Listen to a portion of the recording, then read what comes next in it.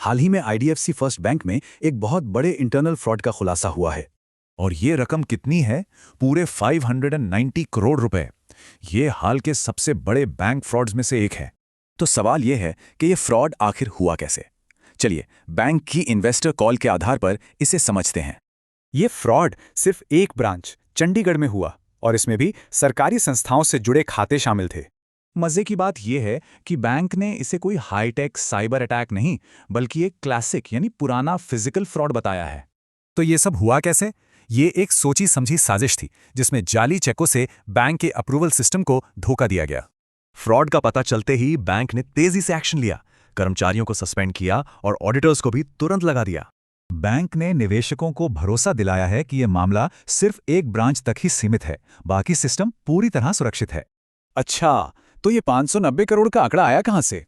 490 crore client की शिकायत पर और 100 करोड़ बैंक की अपनी जांच में मिले। बैंक का कहना है कि उसकी आर्थिक हालत मजबूत है, वो इस बड़े नुकसान को आसानी से झेल सकता है। इसके अलावा बैंक के पास एम्प्लॉई डिसऑनेस्टी बीमा भी है। इससे करीब 30.5 करोड़ रुपए की रिकवरी हो सकती है। लेकिन सबसे बड़ा सवाल यह है कि क्लाइंट को इतनी बड़ी रकम गायब होने का पता कैसे नहीं चला। बैंक का कहना है कि उनके सिस्टम ने सारे ट्रांजैक्शन अलर्ट और मंथली स्टेटमेंट समय पर भेजे थे। ये फ्रॉड इसलिए हो पाया क्योंकि अंदर के लोगों ने मिलकर बैंक का मेकर चेकर ऑथराइजर सिस्टम ही फेल कर दिया। अब ऐसी घटना दोबारा ना हो, इसके लिए bank AI powered signature verification जैसे नए टेक कंट्रोल्स ला रहा है।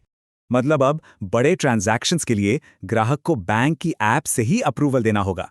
इससे मिलीभगत मुश्किल हो जाएगी। बैंक मैनेजमेंट ने इस घटना को एक बड़ा सबक माना है। उनका कहना है कि वे अपने सिस्टम को और भी मजबूत करेंगे। तो ये मामला एक बड़ा सवाल खड़ा करता है, क्या डिजिटल बैंकिंग के दौर में भी सबसे बड़ा खतरा टेक्नोलॉजी नहीं बल्कि इंसान ही है?